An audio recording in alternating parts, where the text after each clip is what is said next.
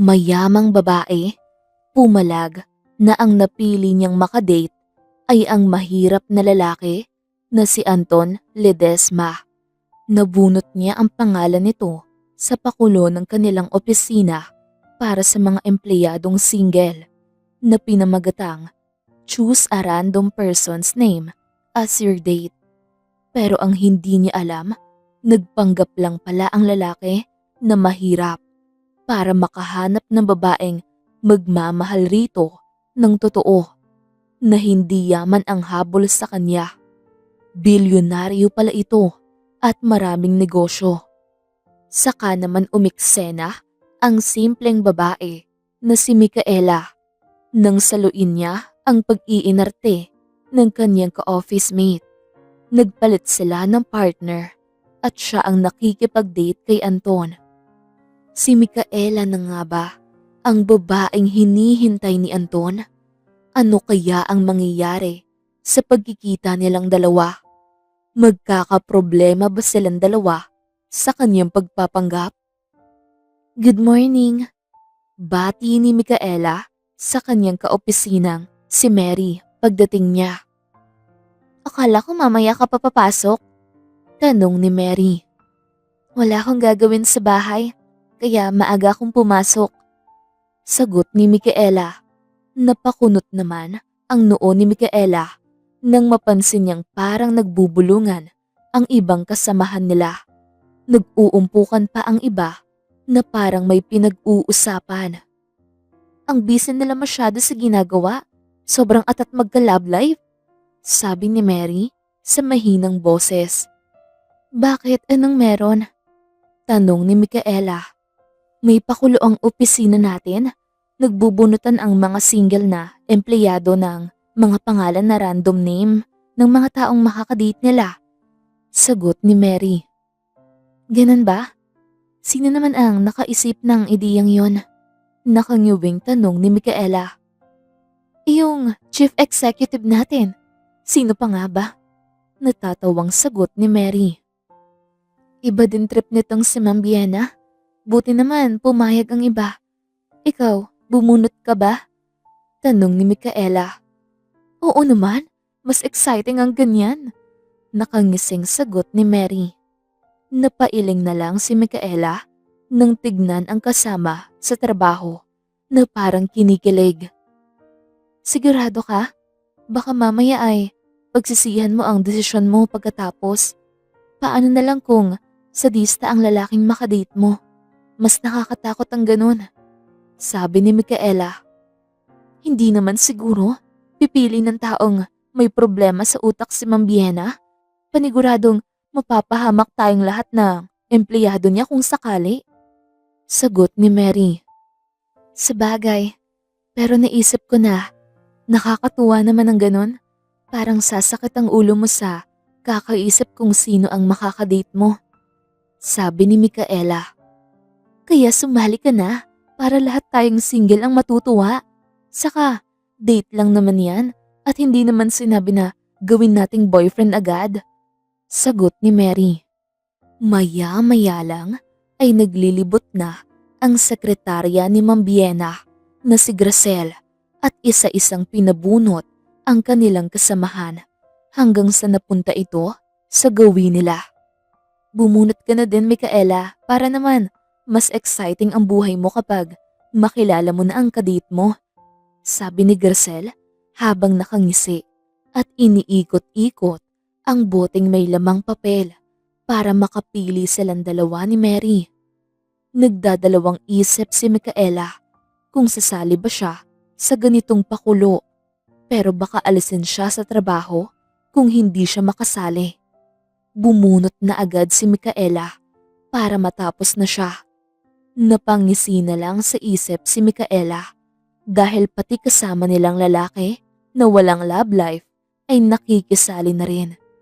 Sabay pa silang lahat na nagbukas ng nakatuping papel nang umalingaw-ngaw ang matinis na boses ni Marga. I hate this! Ayokong makadate ang lalaking to. Hindi kami bagay. Pasigaw na sabi ni Marga. Napaikot na lang ang mga mata ni Micaela sa narinig. kahit sino ay masasabing maarte talaga itong si Marga. Namimili ng kaibigan dahil mayaman at may kaya ang pamilya. Kaya naman ito nandito sa kumpanya nagtatrabaho dahil sister-in-law ito ng kanilang chief executive na si Ma'am Biena. Kitang-kita talaga ni Micaela kung paano nag-ikutan ang mga mata ng lahat ng kasamahan nila dahil sa outburst ng babae. Nang tignan niya ang nakasulat sa papel ay napanguwi siya sa nakita. Kumpleto ang information na nakalagay. May pangalan, occupation, edad at saka contact number. At alam ni Micaela na hindi siya komportableng makikipag-date sa hindi niya kauri. Baka maliitin pa siya at hindi naman talaga siya magpapatalo kung nasa katuwiran siya. Palit na lang tayo, Marga. Ayaw ko din naman ito sa nabunot ko. Sabi ni Micaela sa malakas na boses para kunin ang atensyon ng babae. Nagmamaktol kasi ito na parang bata. Nakakawalang gana kapag ganitong ugali ang nakakasama araw-araw. Parang walang pinagkatandaan. Mabuti pa nga, haven't heard his name somewhere. Kaya alam kong hindi siya sikat at hindi mayaman. Nakanguwing sagot ni Marga at hinablot ang hawak niyang papel. Alam mo, kung wala kang magandang sasabihin sa isang tao, huwag ka nalang magsalita. Napaghahalataan tuloy na masama ang ugali mo. Ipagpalagay nating mayaman ka nga, pero hindi ka naman sikat. Umiikot ang matang sabi ni Mary. Anong sabi mo? Pasinghal na tanong ni Marga. Guys, enough. Magtrabaho na tayong lahat. Sabi ni Biena. Natigil ang dalawa nang magsalita ang kanilang boss. Napailing na lang si Micaela nang tinignan niya si Marga habang papaalis. Ikaw talaga, ang hilig mong pumatol. Sita ni Micaela. Nakakainis kasi ang babaeng yun. Walang habas kung makapanglait sa kapwa. Akala niya sa sarili niya ay gold. Nakangusong sagot ni Mary. Gold naman talaga siya dahil mayaman siya. Sabi ni Micaela. Oo nga, pero kung ako ang mga lalaki ay hindi talaga ako papatol sa ganong klaseng babae. Hindi pa nagsisimula ang relasyon, magtatapos na agad dahil sobrang pangit ng ugali. Sagot ni Mary. Hayaan mo na, hindi natin siya mapipilit na magbago dahil ganyan na talaga siya. Sabi ni Micaela. Tumigil na silang dalawa sa pag-uusap at bumalik na sa trabaho habang may ini-encode si Micaela sa computer na nasa harap niya ay napaisip siya ng mga bagay-bagay. Kung susumahing mabuti ay hindi naman siya nagmamadaling magkaroon ng boyfriend dahil sanay naman siya na wala noon at hindi naman siya nakikipag-date dahil trabaho lang ang palaging nasa isip niya. Pero ngayon ay parang nai-excite siya. Anong pangalan ng lalaki ang nakalagay dyan sa papel na galing kay Marga? Tanong ni Mary makalipas ang ilang minuto. Tonyo ang pangalan at walang apelyido ang nakalagay. Kaya naman pala nagwawala talaga si Marga dahil jobless ang nasa occupation nito. Sagot ni Micaela. Sabagay, sino naman ang matutuwa kung ang magiging date mo ay walang trabaho? Yung babae ang magbabayad sa bawat date nila. Pero malay natin baka secret millionaire pala. Parang puzzle kasi yan. Ikaw ang bahalang aalam sa buong pagkatao ng isang lalaki. Kaya exciting. Nakangiting sabi ni Mary. Napailing na lang si Micaela at hindi na nagkomento pa. Saka siya bumalik sa ginagawang pagkatapos. Sa kabilang banda naman ay kalalabas lang ni Anton galing sa kanyang kumpanya. Balak niyang daanan ang kondo ng girlfriend niya ngayon bago siya umuwi sa bahay nila. Pero nagulat siya nang pagpasok niya sa loob ng gate ay papalabas naman ang babae sa front door habang hila-hila nito ang dalawang malaking maleta. Anong ibig sabihin nito? Tanong ni Anton. Tumaas ang kilay ni Dayan habang nakatingin sa kanya. Hindi ba obvious? Aalis na ako rito. Sagot ni Dayan. Pero bakit? Nakakunot ang noo na tanong ni Anton. Dahil ayoko na sa'yo. Sawang-sawa na ako sa relasyon nating dalawa. Sabi ni Dayan. Ano? Hindi naman tayo nag-aaway ah. Pero bakit biglaan ang naging desisyon mo? Ano bang problema? Hinihiwalayan mo na ba ako? Naguguluhan na tanong ni Anton. Oo, maghiwalay na tayong dalawa. Sagot ni Dayan at nagpatuloy sa paglalakad at binangga pa siya habang papalabas ito ng gate. Napabuntong hininga na lang si Anton. Alam niya ang ugali ng babae. Minsan, hindi maintindihan. Pero alam niyang babalik pa ito, kaya hindi na siya nag-abala pang sundan ito. Pero parte ng isip ni Anton na magaya lang din ng mga ibang karelasyon niya dati na umalis at tuluyan ng hindi bumalik.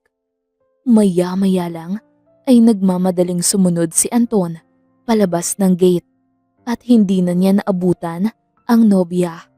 Sakay na ito ng isang taxi. Napabuntong hininga na lang siya habang nakatanaw sa unahan. Pag-uwi niya sa bahay ay laylay ang balikat. Napapasok siya sa loob.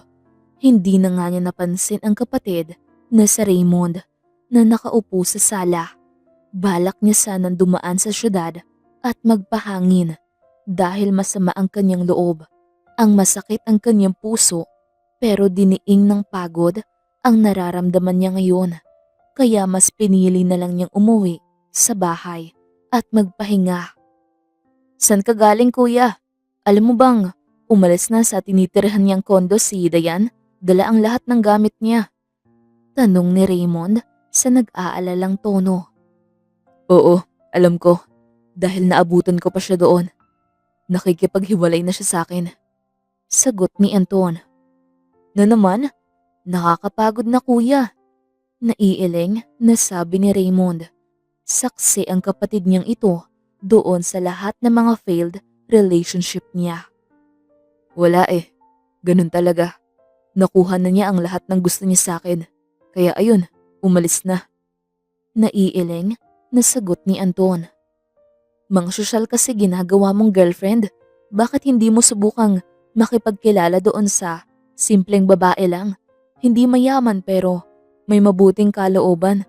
Tignan mo kaming dalawa ng girlfriend ko. Nagtagal ng ilang taon. Babaan mo ng konti ang standard mo kuya. Hindi kesyo mayaman ka, hahanap ka ng ka-level mo.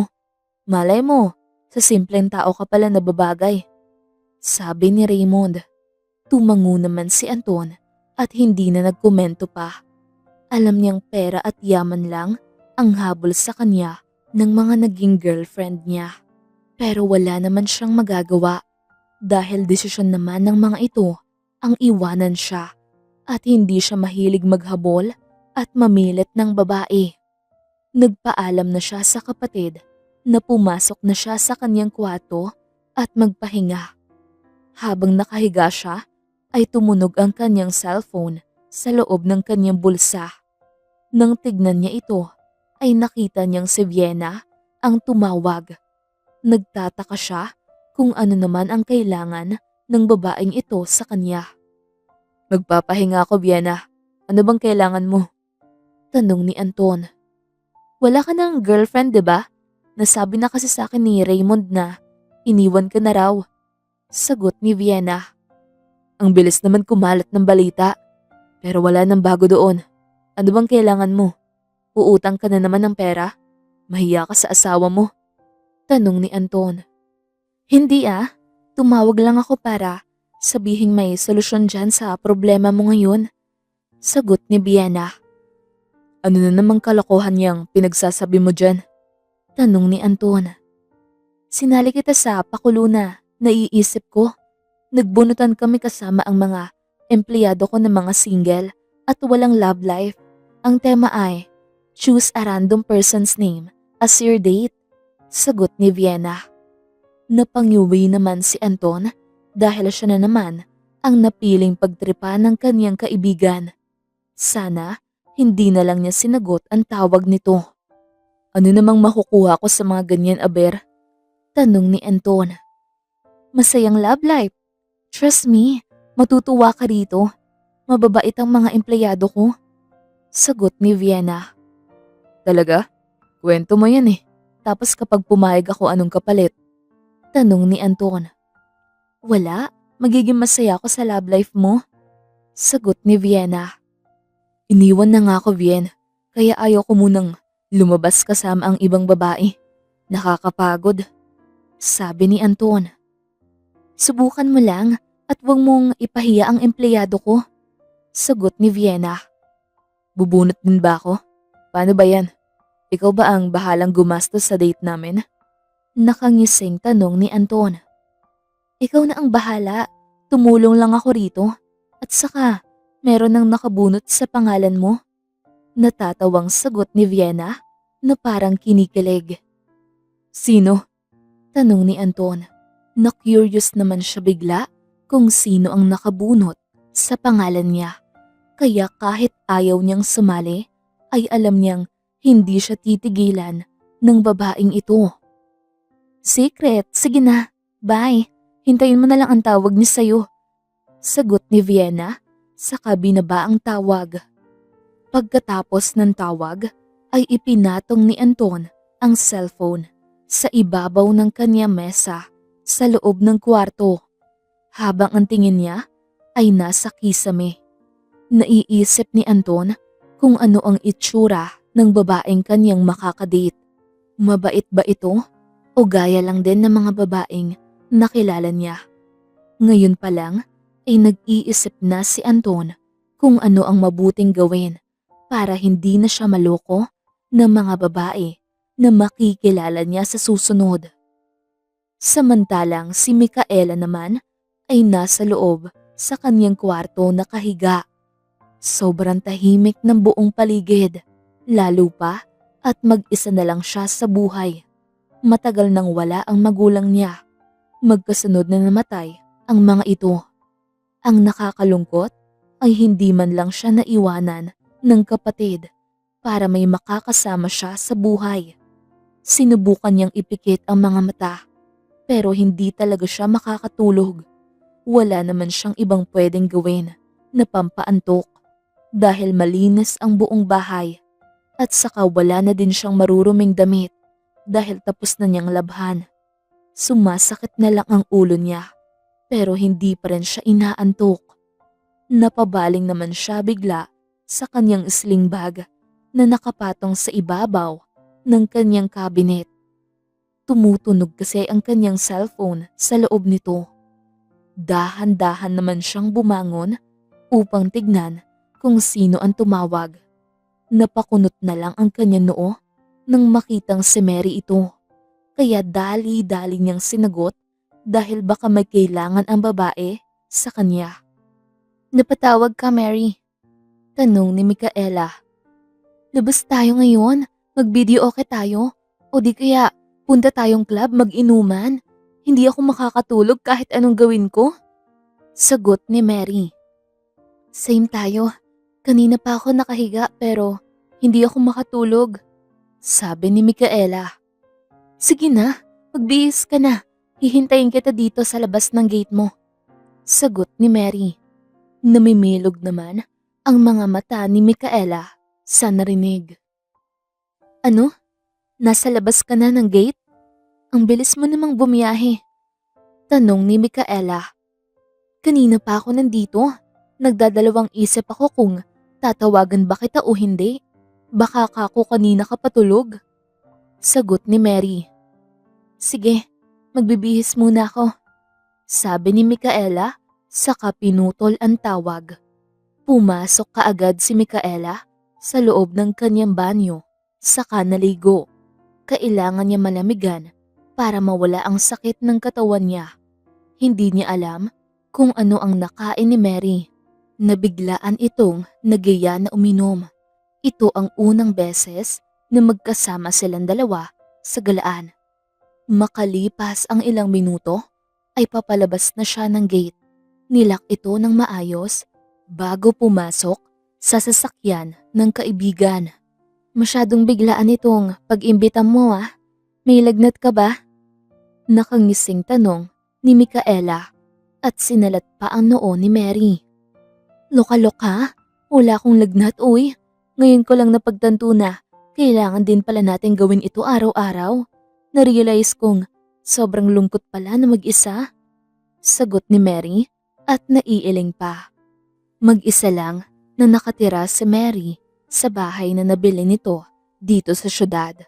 Nasa probinsya kasi ang magulang ng dalaga at ang dalawang kapatid nito ay puro lalaki at may sariling pamilya na rin. Ngayon mo pa na-realize?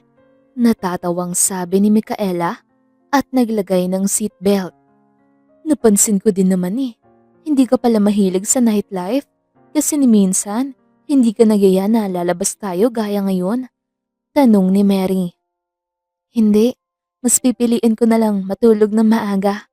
Pero ngayon ay talagang hindi ako dinalaw ng antok. Sagot ni Micaela. Maya-maya lang ay tumahimik na silang dalawa dahil nagsimula ng magmaneho si Mary. Sobrang lamig ng panahon dahil ramdam niya ang sobrang ginaw. Nakabukas kasi ang bintana ng kotse kaya nakapasok ang hangin. Makalipas ang isang oras ay narating na nila ang isang club. Maraming taong nakikita si Micaela na nakatambay pa lang sa labas. Makakapasok pa kaya tayo? Tanong ni Micaela. Oo naman, mauna kang bumaba. Hahanapin ko muna ng parking space itong kotse. Sagot ni Mary. Bumaba na agad si Micaela at tumambay sa gilid habang hinihintay ang kaibigan niya. Nang maipark nito ang kotse, ay sabay na silang dalawa na pumasok sa loob. Nang nasa loob na silang dalawa, ay nakita ni Micaela na hindi pala puno ng customer ang loob ng club. Marami pa naman siyang nakikitang upuan na walang umuuko pa. Pumwesto silang dalawa ni Mary sa may isang sulok. Nag-order na agad ito at nagsimula ng uminom. Napaubo naman si Micaela nang simulan na niyang inumin ang beer na hawak niya. Parang masusuka naman siya nang gumuhit sa kanyang lalamunan ang pait ng lasa nito. Hindi siya umiinom kaya hindi siya sanay pero susubukan niya ngayon para naman kahit papaano ay makatulog siya ng mahimbing. Matutulog pa ba yung date natin? Tanong ni Micaela. Oo naman, ikaw na ang bahala kung ituloy mo o hindi. Yung ibang kasamahan natin ay tinawagan na nila yung makakadate nila. Sagot ni Mary at ininom ang beer na hawak. Talaga? Ganun din ba gagawin ko? Tanong ni Micaela. Oo naman, ikaw kasi yung may numero nung kadate mo. Alam nga namang hintayin mo pang siya ang mauunang tatawag sa'yo. Alam mo minsan, loading ka din. Wala talaga sa ganda yan. Nakangising sagot ni Mary. Napangawi na lang si Micaela sa sinabi ng kaibigan. Hindi naman kasi niya alam kung ano ang sasabihin niya sa lalaki kapag natawagan niya ito. Nahihiya ako eh. Napakagatlabing sabi ni Micaela. Talaga? Nahihiya ka pa sa lagay niyan? Naku, kapag uunahin mo yung hiya mo na yan, ay tatanda ka talagang dalaga. Sagot ni Mary. Ikaw ba? Natawagan mo na? Tanong ni Micaela. Siyempre, nakausap ko na at pumayag naman siya. At saka, nakakatuwa, sobrang ganda ng boses niya. Kinikilig na sagot ni Mary. Pangit ang mukha kapag maganda ang boses. Natatawang sabi ni Micaela habang iniinom ang pangalawang bote ng beer na kanyang nabuksan.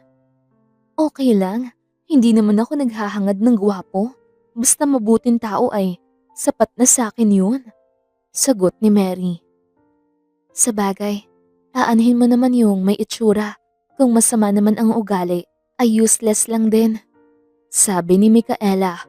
Tumangu-tangu naman si Mary habang tinutungga ang beer na hawak. 2 bote pa lang ang mauubos ni Micaela, pero parang nag-uumpisa ng sumakit ang kanyang ulo. Sa kabilang banda naman ay hindi mapakali si Anton. Palagi siyang nakatingin sa kanyang cellphone habang nasa loob siya ng opisina niya. Hindi niya alam kung tatawag pa ba ang babae o hindi na. Nakakatawa lang isipin na ito siya nagmo-move on ng paunti-unti pero gusto niyang makilala ang babaeng nakabunot ng pangalan niya. Maya-maya lang ay biglang napalundag sa kinauupuan niya si Anton nang marinig niyang tumutunog ang kanyang cellphone. Pero laking dismaya niya nang makitang ang kanyang kapatid na si Raymond ang tumatawag. "Ano bang kailangan mo?" Paangil na tanong ni Anton. "Isa lang kuya, tumawag lang ako para sabihin sa bahay mo muna titira ang girlfriend ko kasama ko. Okay lang ba sa'yo?" Sagot ni Raymond. "Okay lang, may magagawa pa ba ako? Mas gusto mong sumuksok sa bahay ko kaysa ang maghanap ng sarili mong tirahan." Sabi ni Anton na may inis sa tono. Napangiwi siya nang marinig ang malakas na halakhak ng kapatid sa kabilang linya. Wrong timing pa talaga ang tawag nito. Paano na lang kung tatawag ang babae? E di hindi siya makukontak. "Salamat kuya, umaasa ako na sana tumawag na sa'yo ang empleyado ni Ate Vienna para hindi ka na magsusungit ng ganyan." Natatawang sagot ni Raymond. "Ano pa ba ang binalita ni Vienna sa'yo? Sabihin mo pa para isang bagsakan na lang. Kalalaki mong tao, napaka-tsismoso mo." Naiiling na sabi ni Anton sa kapatid. "Masisisi mo ba ako kuya? Masayang ibinalita sa akin ni Ate Vienna yun. Sige na, baka tatawag pa yun sa'yo. Good luck, sa nakakita ko, bagay naman kayong dalawa." Sagot ni Raymond. "Teka lang, nakita mo na ba yung babae?" Nakakunot ang noong tanong ni Anton. "Secret. Sige na kuya, bye." Sagot ni Raymond saka binaba ang tawag.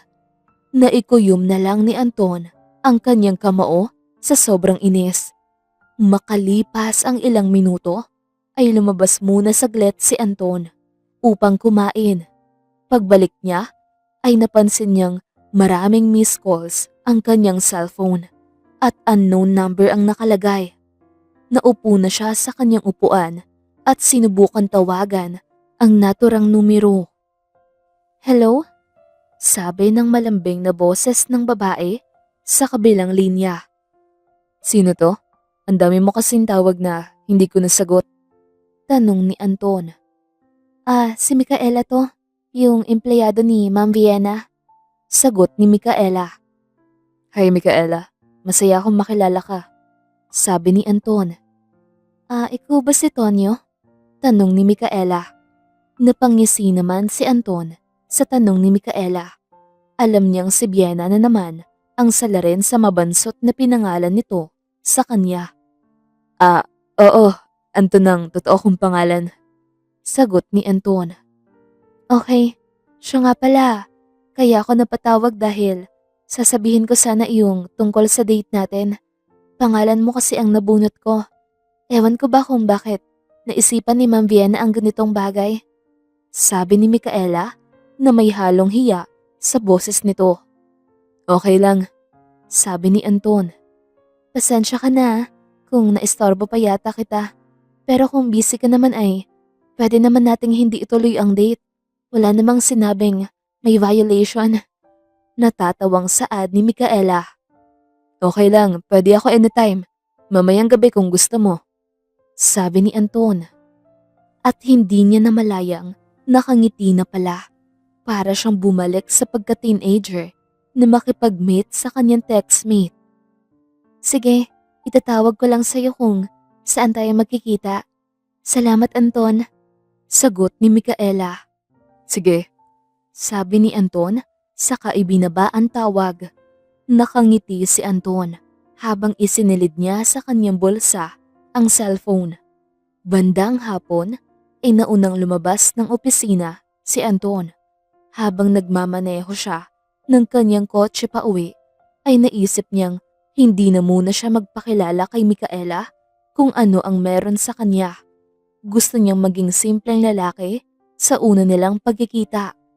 Nang madaanan niya ang isang tindahan ng mga damit, ay naisipan niyang bumili ng isang t-shirt, pantalon na mumurahin, sakakap at isang pares ng sapatos. Pagpasok niya sa loob ng kanyang bahay, pagdating niya ay sobrang tahimik. Hindi niya alam kung nasaan si Raymond ngayon. Baka nasa trabaho pa.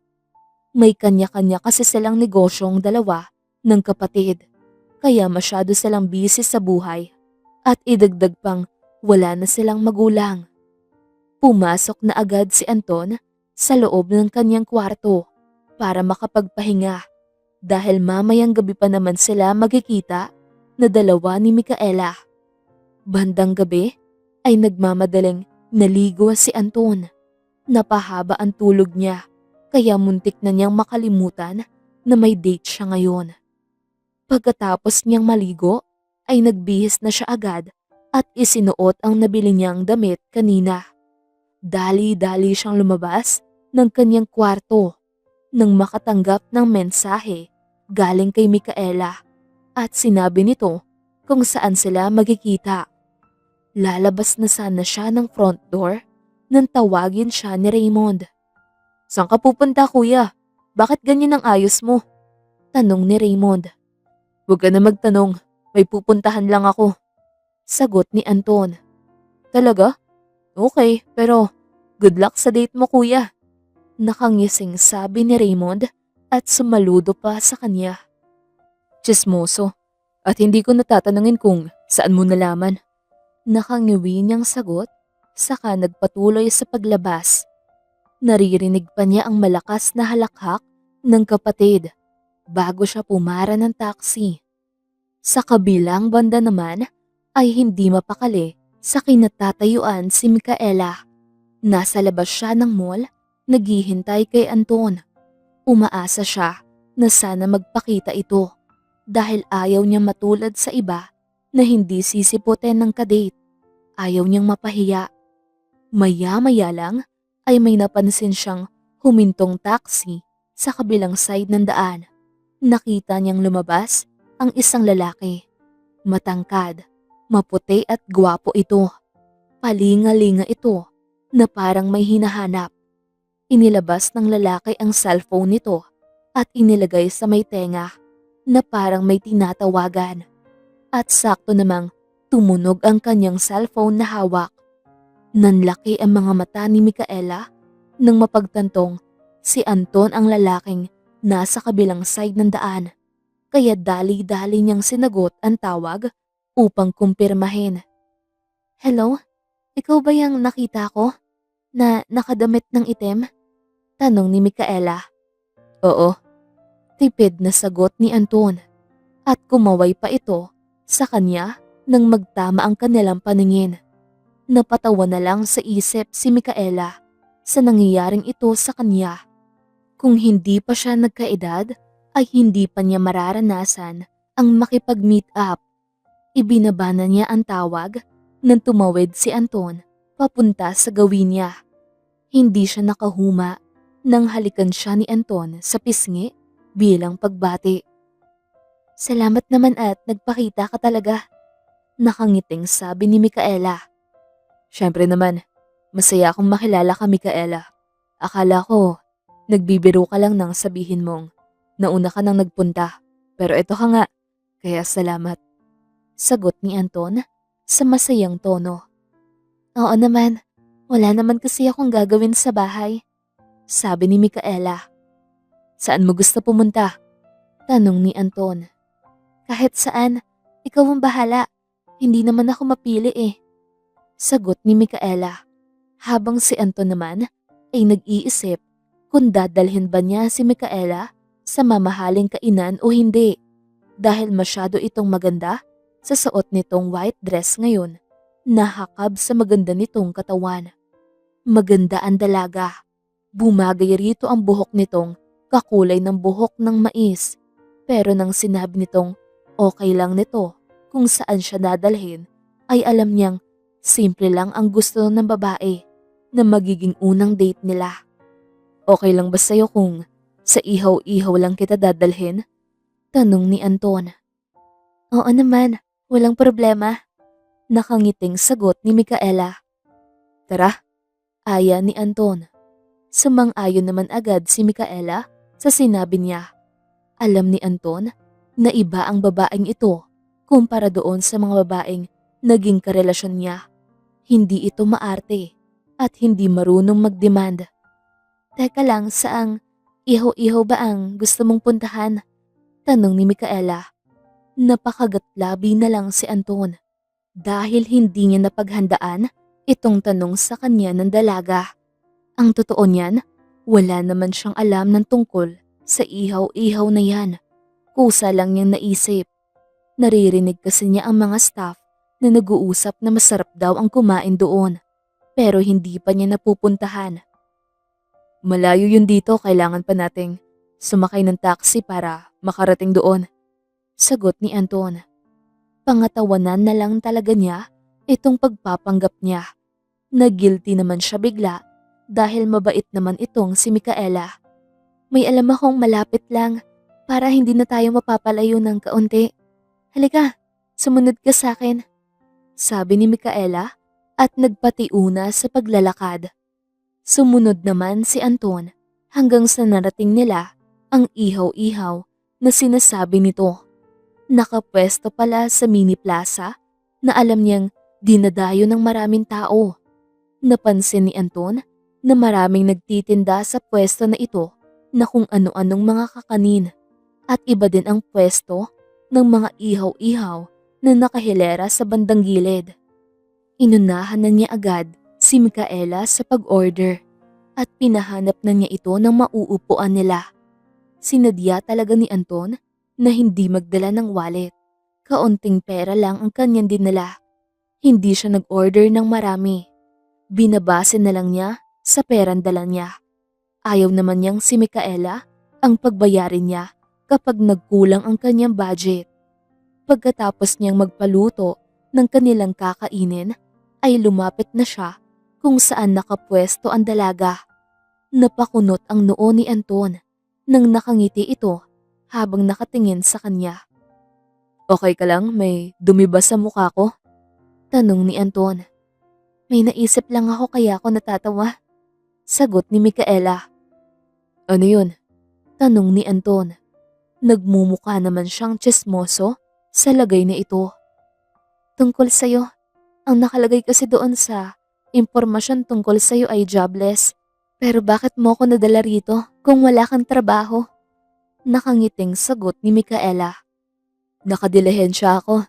Nakakaya naman kung ikaw ang gagastos sa magiging date natin. Sabi ni Anton. Okay lang kung wala kang panggastos pangkain. Wala namang problema sa akin. Pwede naman tayo mag-uusap lang. Nakangiting sagot ni Micaela. Tumangutango na lang si Anton. Natigil na lang ang pag-uusap nilang dalawa dahil tinawag na sila ng tindera at luto na ang kanilang order. Makalipas ang ilang minuto ay sabay na silang kumain. Ngayon lang nararamdaman ni Anton ang sobrang gutom. Masyado kasi siyang excited na makita si Micaela kaya hindi na niya naisipan pang pumasok sa kusina niya. May gusto ka pa bang kainin? Untag ni Anton. Okay na to, baka wala ka ng pamasahe pa uwi. Sagot ni Micaela at dahan-dahan lang sa pagkain. Sigurado ka? Meron pa naman akong pera dito. Magpaluto ka lang doon at ako ang magbabayad. Sabi ni Anton. Salamat pero hindi na. Busog na ako rito. Sobrang dami na nga nito eh. Sagot ni Micaela. Ikaw ang bahala. Sambit ni Anton at bumalik sa pagkain. Pagtapos nilang kumain ay nagbayad na si Anton. Naisipan muna nilang tumambay sa mini plaza at magpapadigest ng kanilang kinain. Sobrang linaw ng gabi ano? Parang walang indikasyon na uulan. Sambit ni Micaela. Nakaupo na sila ngayon sa sementong upuan habang nakatingala sa kalangitan. Hindi naman buwan ng tag-ulan ngayon. Nakikita mo naman ang daming Lumalabas ngayong gabi at nagsasaya. Sagot ni Anton.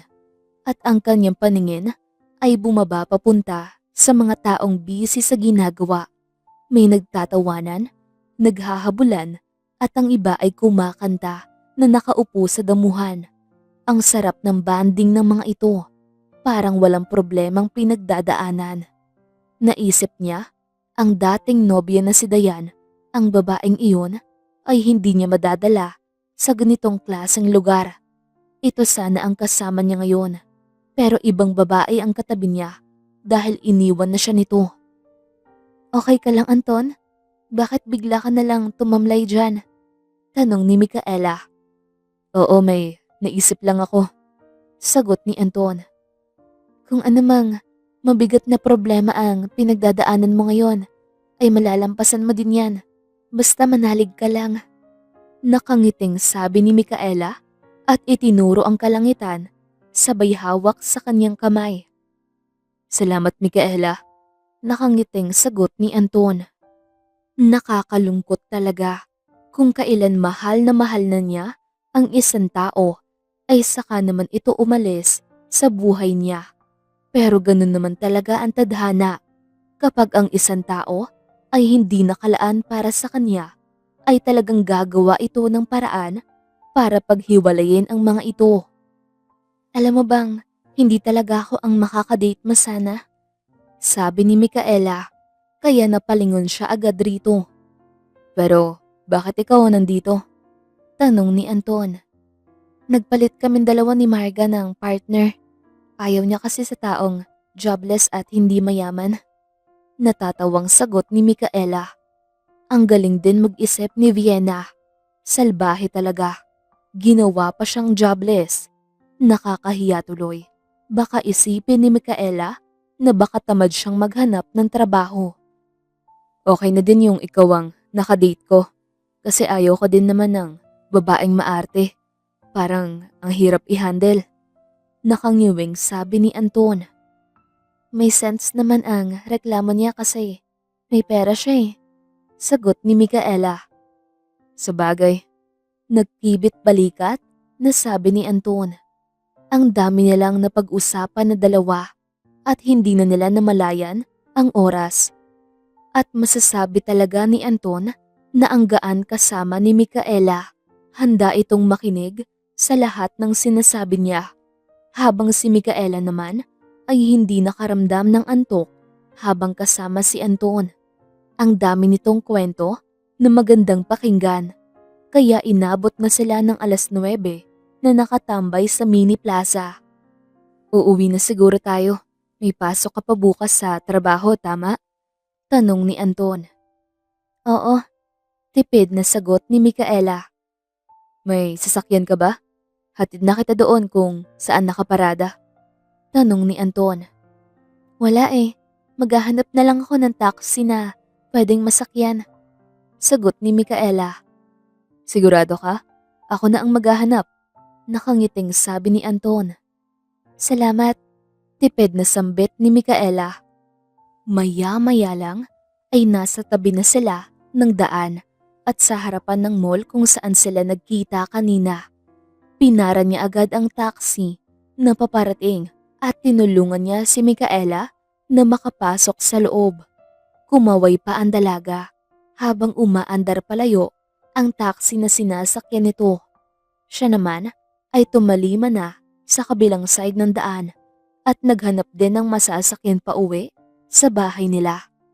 Habang si Micaela naman ay sobrang gaan ng pakiramdam habang pauwi sa bahay niya. Nakakatuwa pala na paminsan-minsan ay kailangan niya ding lumabas at mag-enjoy. At saka mabait naman si Anton. Saka ang dami nitong kwento. Nagbayad na siya agad pagbaba niya ng taxi. Saka dumiretso sa loob ng gate.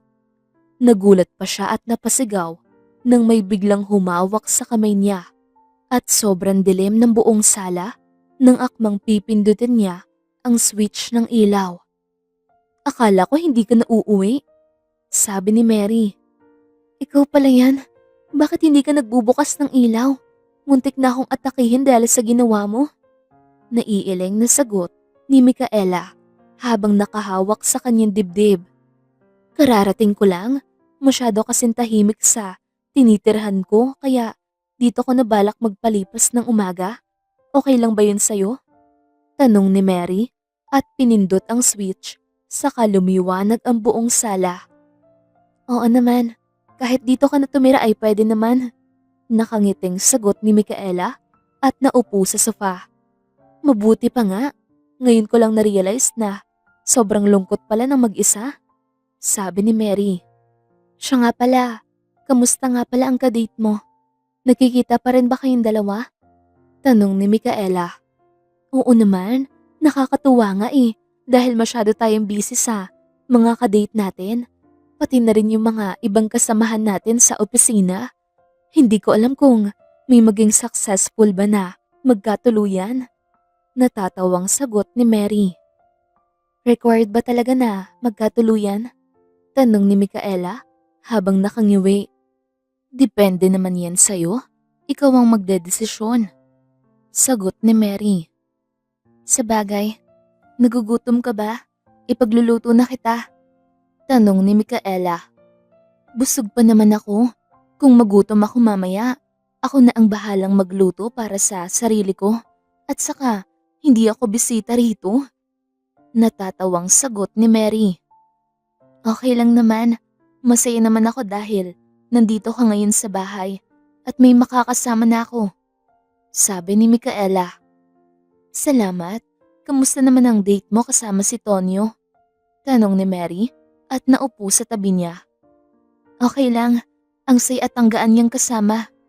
Sagot ni Micaela habang napapangiti na lang nang maalala niya ang lalaki. Talaga? Gwapo din ba siya? Pagsisisihan ba ni Marga na inaayawan niya ito? Tanong ni Mary. Oo, gwapo naman siya at matangkad. At saka, tingin ko hindi naman talaga siya jobless. Naililibre pa nga niya ako sa ihawan doon sa mga street foods. Sagot ni Micaela. Sobrang taas lang siguro ng standard ni Marga. Gusto yata niya yung sa mamahaling restaurant siya dadalhin ng magiging kadate niya. Pero based sa naririnig ko ay wala naman talaga siyang matinong boyfriend dahil sa ugali niya. Umiikot ang matang, sabi ni Mary. Ikaw talaga, masyadong kagalang-galang ang pangalan mo pero salbahe ka. Natatawang sagot ni Micaela. Nasisira ang araw ko kapag nakikita ko ang babaeng yun. Iniisip ko nga kung kailan siya magre-resign. Nakangiwing sabi ni Mary. Hindi siya makakapag-resign dahil kapatid niya ang may-ari. Kaya nga siya nilagay sa kumpanya para matuto at nakikita mo naman na unti-unting pinuputol ni Ma'am Vienna ang sungay niya. Sambit ni Micaela. Sa bagay, sang-ayon ni Mary. Makalipas ang ilang oras na pag-uusap ay napagpasyahan nilang dalawa na matutulog na. Samantalang si Anton naman ay naging busy sa kanyang negosyo kaya isang linggo silang hindi nagkikita ni Micaela pero naging constant ang communication nilang dalawa. Araw ng Lunes ngayon at maaga pa lang ay umuwi na siya ng bahay dahil inaya niya si Micaela na magkikita na naman sila ngayong gabi. Alam naman niyang busy ito sa opisina kapag umaga kaya sa gabi na lang ito magkakaroon ng free time. Dahan-dahan siyang naglalakad sa hagdan habang hawak ang kanyang cellphone. Ite-text niya sana si Micaela at tatanungin kung nauna na ba ito sa naging usapan nilang lugar. Kaya lang, nakasalubong niya si Raymond. Ang laki ng naging ngisi nito nang makita ang kanyang itsura. Saan ka naman pupunta kuya? Okay ang ayos mo ngayon ah. Naninibago ako sa trip mo sa buhay. Tanong ni Raymond. Huwag mo nang paandarin ang pagiging tsismoso mo. Hindi na nakakatuwa sa totoo lang. Naiiling na sagot ni Anton. Alam ko naman kung saan ka pupunta makikipag-date ka na naman. Pero bakit ganyan ang itsura mo? Tanong ni Raymond. Sawang-sawa na ako sa mga babaeng manggagamit. Kaya ayoko na magpaloko sa susunod. Napabuntong hiningang sagot ni Anton. Kaya ka nagpapanggap na mahirap? Sinasabi ko sa'yo, pagsisisihan mo sa huli ang magiging resulta ng ginagawa mo. Malay mo, iba na ang ugali niyan ngayon dahil hindi lahat ng tao ay sa iisang nanay nang galing. Sambit ni Raymond. Napailing na lang si Anton nang maalala si Micaela. Ibang-iba naman talaga, pero naumpisahan na niyang magpanggap, kaya hindi na siya aatras. Kaya lang, bakit alam ng kapatid niya na nagpapanggap siyang mahirap? Teka lang muna, bakit mo alam ang ginagawa ko? Sinusundan mo ba ako? Tanong ni Anton. Masyadong obvious kuya, magkapatid tayong dalawa at magkasamang lumaki, kaya alam ko ang ginagawa mo. Sagot ni Raymond at tinapik ang kanyang balikat. Ang galing mo pero mind your own life. Sabi ni Anton at pinitik ang tenga ng kapatid. Aray, ang sakit naman. Siya nga pala, saan mo na naman siya dadalhin ngayon? Sa bukid ba? Magtatanim kayo ng gulay? Tanong ni Raymond at napahagik-gik pa. Nakasuot kasi siya ngayon ng long sleeve at pinatungan ng t-shirt, kaya nagmumukha siyang magtatanim ng palay sa itsura niya para hindi mainitan. Loko ka, may araw ka din sa akin. Naiiling na sagot ni Anton at nagmamadaling bumaba ng hagdan. Habang papalabas ng front door si Anton, ay naririnig pa niya ang halakhak ni Raymond. Inaasar talaga siya ng kapatid hanggang sa mapuno siya at maubos ang kanyang pasensya. Nang nasa labas na siya ng kanilang gate, ay naghintay na agad siya ng masasakyan taxi. Dito sa lugar nila ay napakahirap mag-commute, kaya sakripisyo itong ginagawa niya dahil minsan lang kung may dumaan ditong masasakyan. Nilabas muna niya saglit ang kanyang cellphone upang tawagan si Micaela at tanungin kung nasaan na ito ngayon. Sumagot naman agad ang dalaga sa kabilang linya, kaya tuwang-tuwa si Anton. Matutuloy ba tayo sa paglabas ngayon? Tanong ni Micaela sa kabilang linya. Oo, nasa labas na ako ng bahay at naghihintay ng pwedeng masakyan. Sagot ni Anton. Sige pero kapag nauna ka ay hintayin mo lang ako doon. May nilalaban pa kasi ako. Konti lang naman ito. Hindi naman ako matatagalan masyado. Sambit ni Micaela. Sige lang, hihintayin kita doon. Nakangiting sagot ni Anton. Salamat Anton. Sabi ni Micaela, saka binaba ang tawag. Isinuksok na agad ni Anton ang kanyang cellphone. Saka kinapa ang kanyang bulsa upang alamin kung nakadala ba siya ng pera o wala. Meron naman pala, kaya sumakay na siya agad nang may humintong taxi sa kanyang harapan. Nagbayad na siya agad pagdating niya sa lugar na kanilang napag-usapan. Sa tabing dagat pala sila magkikita ngayon. Marami namang tao nandito at gustong magpahangin, kaya hindi masyadong tahimik ang gabi. Maya-maya lang ay biglang napalingon si Anton sa kanyang likuran nang makarinig siya na parang may sumisit-sit. Pagtingin niya sa buong paligid upang hanapin ay nakita niyang busy naman ang lahat sa pagkukentuhan.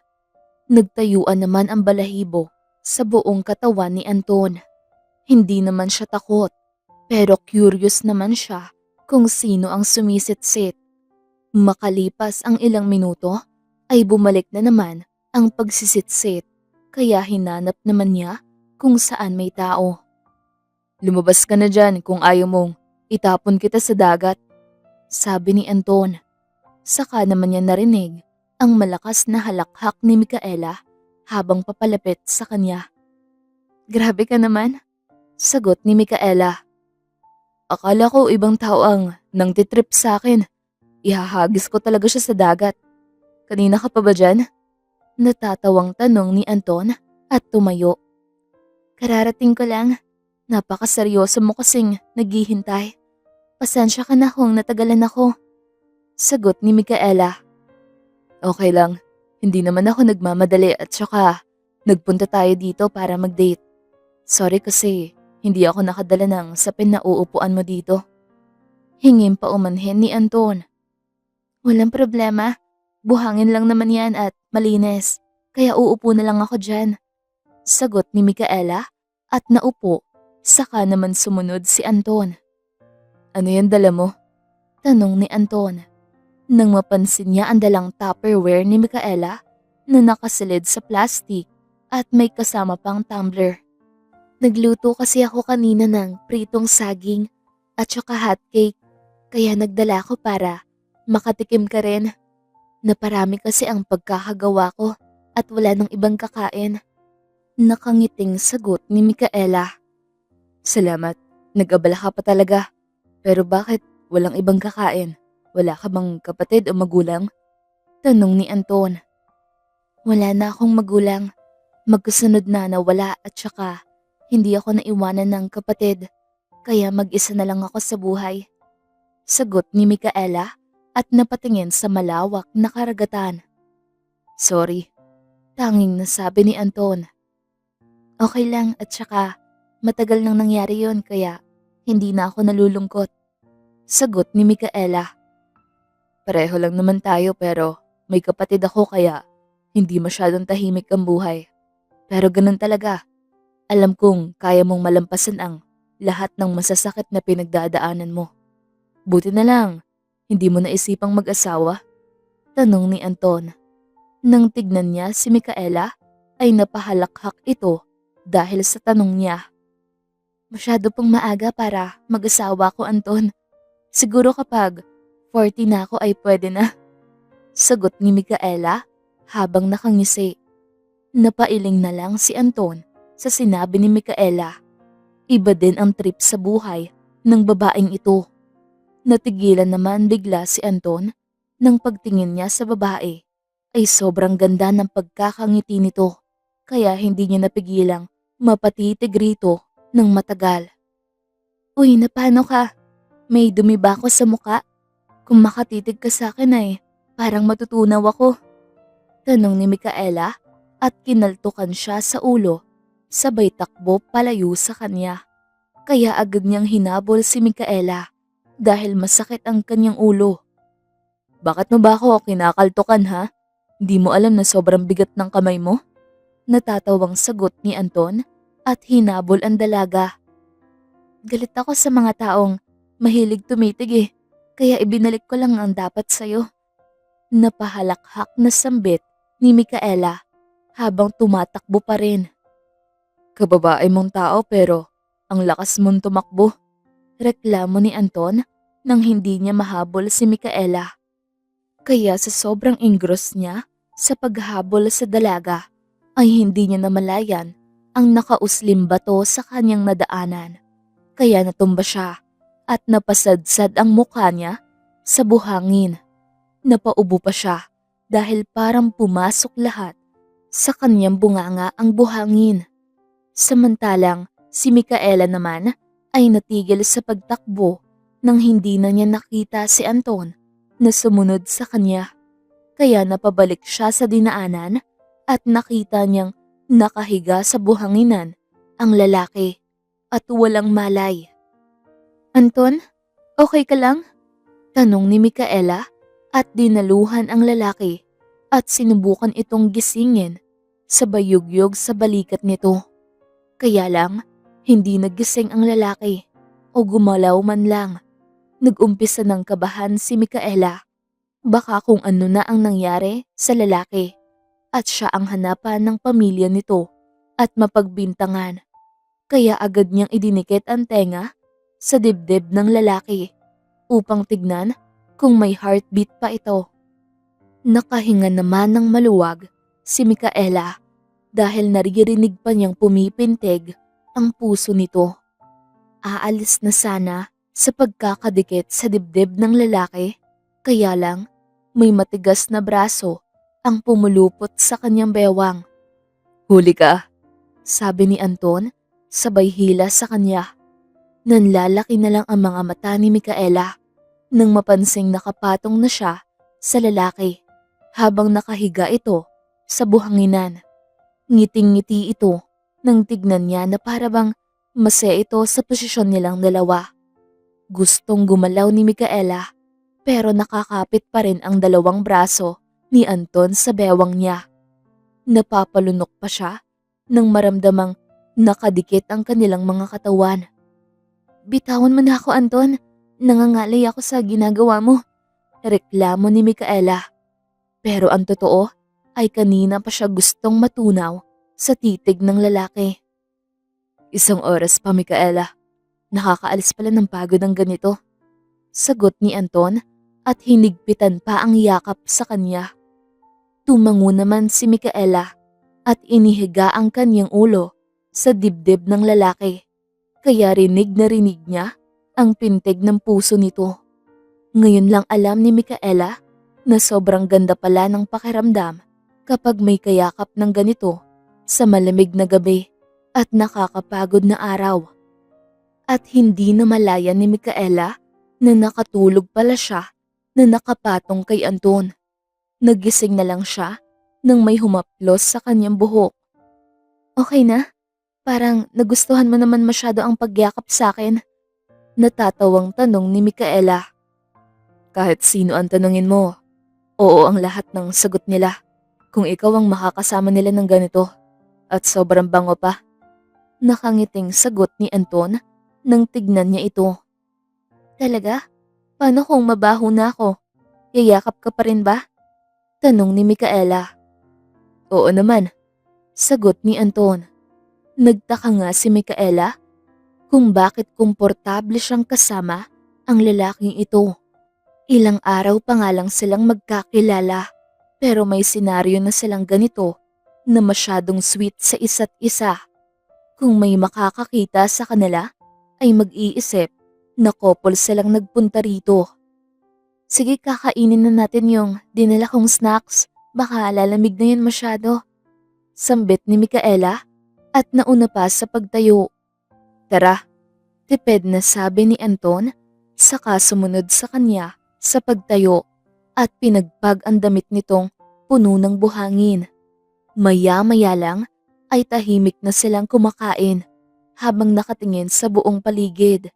Nagsaya naman ang iba habang nagkukentuhan at nagkakantahan. Ang iba ay nagdala ng gitara saka speaker. Kaya sobrang ganda ng mga pinatugtog ng mga itong kanta. Habang si Anton naman ay napapangiti habang nakatingin sa mukha ni Micaela. Hindi niya ito ginagawang makipag-date sa dalaga para gawing rebound dahil sa nangyari sa kanila ng kanyang ex-girlfriend. Masaya lang talaga siyang kasama ang babae kaya naging okay ang pakiramdam niya. Nang maramdaman ni Anton na nilalamig na si Micaela at ilang beses na itong napapikit ang mata kaya nagdesisyon na siyang ayaan ito pauwi. Mabuti na lang nakakuha agad sila ng pwedeng masakyan kaya nakaalis sila kaagad. Pagdating nila sa bahay ni Micaela ay naunang bumaba si Anton upang alalayan ang babae sa pagbaba ng taxi. Siya na ang nagbayad sa pamasahe nila. Pagkaalis ng taxi ay saka naman bumuhos ang malakas na ulan. Uy, dito ka na magpalipas ng gabi sa bahay ko, Anton. Bukas ka na uuwi sa inyo. Untag ni Micaela sa kanya. Nang sabay na silang dalawa na tumakbo, papasok sa loob ng bahay niya dahil sobrang lakas ng ulan. Okay lang sa'yo? Tanong ni Anton. Wala namang problema kung isang buwan pa siyang magstay dito sa bahay ng dalaga dahil marami naman siyang empleyado doon sa kanyang kumpanya. Oo, delikado na kasing uuwi ka pa ngayon. Baka malayo pa ang bahay mo dito. At saka may isa pa namang kwarto na bakante itong bahay ko. Sagot ni Micaela, saka inaya na siya nito na maupo sila sa sofa. Sige, siya nga pala, mag-isa ka lang talaga dito ano? Wala kang kasambahay? Tanong ni Anton. Oo, hindi na ako kumuha dahil wala namang masyadong lilinisin. Sagot ni Micaela. Sabagay, nagkibit balikat na sabi ni Anton. Hindi ito masyadong tahimik kasi minsan Dito matutulog yung kaibigan ko na kasama ko sa trabaho. Pero wala siya ngayon. Sambit ni Micaela. Okay lang kasi nandito naman ako. Nakangiting sagot ni Anton. Kaya nga, teka lang may iiwan muna kita saglit dahil magbibihis lang ako at ihahanap kita ng pampalit na damit. Paalam ni Micaela. Tumango naman si Anton at sinusundan ng tingin si Micaela habang papasok sa kwarto nito. Nang makaramdam siya ng uhaw ay agad siyang tumayo at hinanap ang kusina. Hindi naman masyadong malaki ang bahay ng dalaga kaya nahanap niya agad ito. Naisip ni Anton na hindi biro ang mag-isa, yung tipong ikaw lahat ang gagawa ng gawaing bahay. Yung feeling na pagka-uwi galing trabaho, kahit pagod na, ay kailangan pang magluto upang makakain. O di kaya bibili na lang ng lutong ulam at kanin. Saka pwede naman ding doon na lang kakain para pag-uwi sa bahay ay matutulog na lang. Pero mas makakatipid kasi kapag magluluto na lang sa bahay. Kaya sobra ang pasasalamat niya dahil kahit papaano ay may kapatid naman siyang magluluto para sa kanya. Kahit inaasar siya palagi ng lalaking iyon. Nang makita ni Anton na marami namang stock ng pwedeng lutuing ulam sa loob ng fridge ni Micaela, ay pinakailaman na niya ito. Hindi naman siya magaling magluto, pero kaya namang kainin na hindi nasusuka. Kinuha muna niya saglit ang rice cooker. Saka niya lagyan ng 3 baso ng bigas at hinugasan, saka tinubigan at isinaksak sa kuryente. Pagkatapos ay kumuha siya ng isang buong dressed chicken, saka hiniwa ito nang hindi naman gaanong kalakihan at balak niyang mag-adobo na lang para sa hapunan ni Micaela. Habang si Micaela ay napakunot ang noo nang makarinig na parang may nagluluto sa kanyang kusina. Hindi na niya nadatnan si Anton sa sala, kaya pumasok siya sa kusina at nagulat siya sa ginagawa ng lalaki. Napasandig pa nga siya sa hamba ng pinto habang nakatingin sa lalaki na busy sa pagluluto. Napangiti na lang siya ng sobrang lapad. Para kay Micaela, dagdag pogi points sa lalaki ang marunong magluto, kaya walang magugutom na misis kapag nag-asawa ito kung sakali. Ano ba yung niluluto mo dyan, Anton? Tanong ni Micaela. Napatalon pa sa gulat ang lalaki sa tanong niya. Pasensya na kung pinakailaman ko ang kusina mo. Ipinagluto kita ng adobo, baka kako gutom ka na. Nakangiting sagot ni Anton habang nakatingin sa kanya. Napangiti na lang ulit si Micaela sa sinabi ni Anton. Sobrang natouch ang puso niya dahil sa pag-aalala nito sa kanya. Salamat. Saluhan mo na lang ako sa pagkain dahil hindi ko naman mauubos yan. Sabi ni Micaela at naupo na sa upuan. Oo naman, pero pasensya na hindi ako chef talaga na sobrang galing sa pagluluto. Pero pwede mo rin namang pagtiyagaan. Napahalakhak na sagot ni Anton. Okay lang naman, basta lang, hindi masyadong maalat at matabang. Natatawang sabi ni Micaela. Makalipas ang kalahating oras, ay tinulungan na niya si Anton sa paghahanda ng magiging hapunan nila at tahimik lang silang kumain pagkatapos. Siya na ang nagpasyang maghugas ng pinagkainan nila at sabay na silang lumabas. Kaya agad binigyan ni Micaela si Anton ng damit para makapagbihis na ito at makapagpahinga.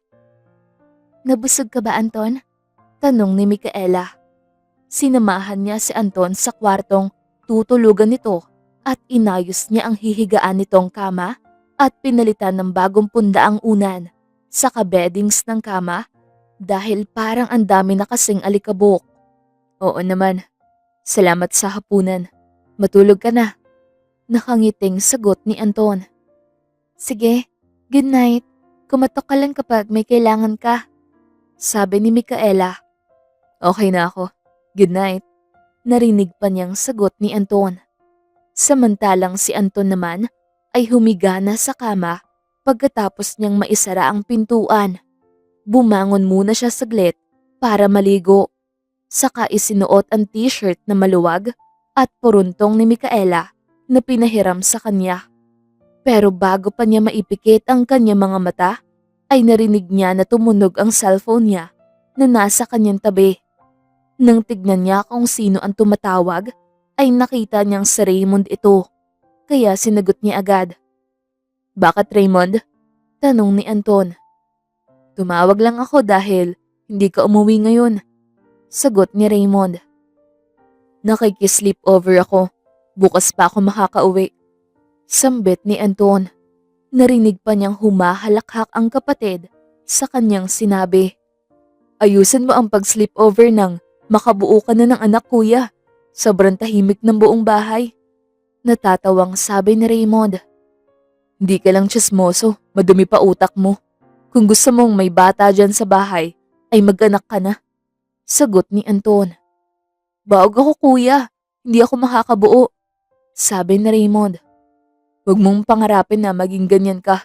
Baka iwanan ka ng girlfriend mo dahil hindi mo siya mabigyan ng anak," pananakot ni Anton. "No way, hindi naman. Sadyang wala pa sa plano." Nahihintakutang bulalas ni Raymond. Napangisi na lang si Anton. "Mabuti na lang sigurado," natatawang sagot ni Anton. "Sige na kuya, ingat," paalam ni Raymond, saka ibinaba ang tawag. Humiga na ng maayos si Anton pagkatapos ng tawag ng kapatid niya. Siguro, nag-alala lang ito dahil hindi siya nakauwi ng bahay ngayon. Hindi kasi siya mahilig makipag-sleep over sa kahit saang bahay. Kaya siguro nanibago ito. Ipinikit na niya ang kanyang mata, saka napagpasyahan niyang matutulog na.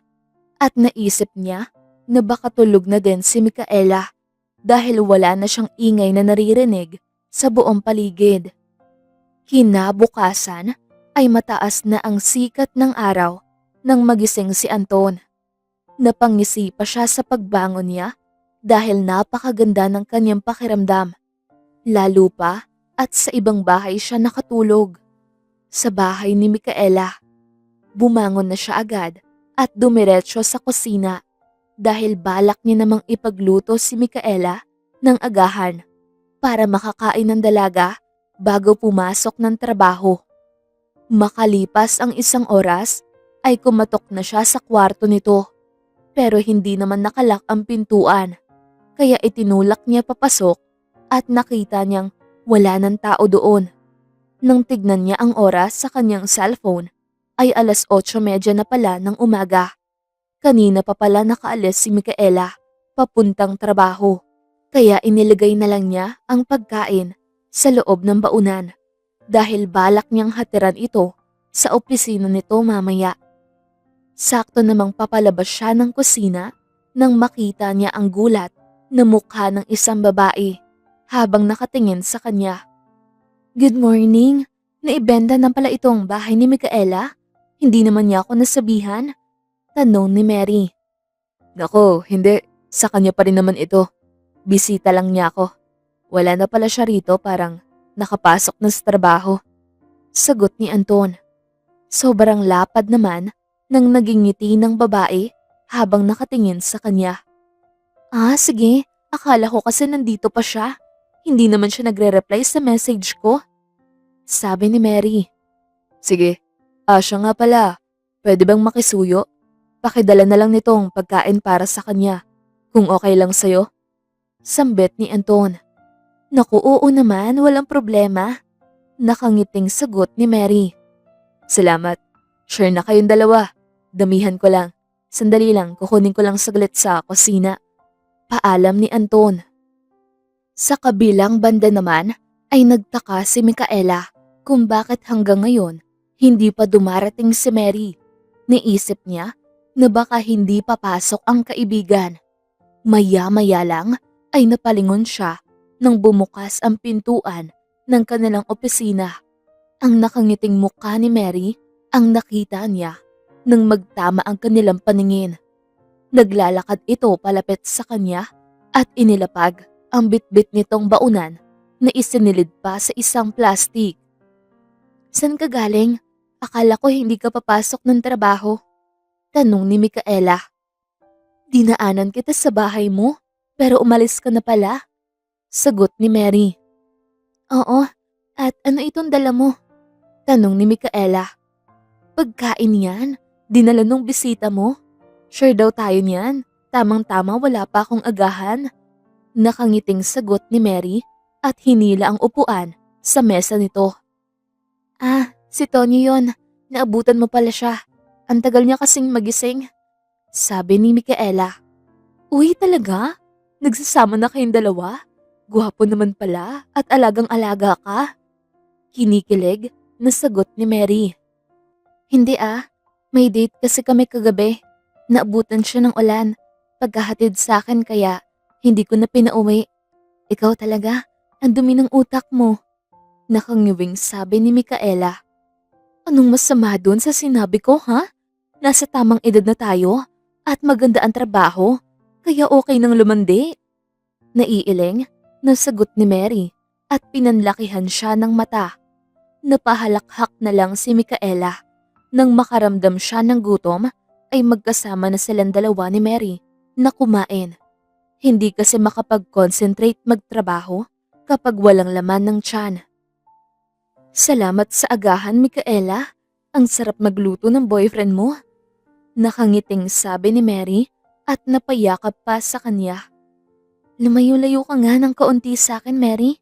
At saka, ayusin mo yung sinasabi mo dyan. Nagde-date lang kami ni Anton, pero hindi pa kami.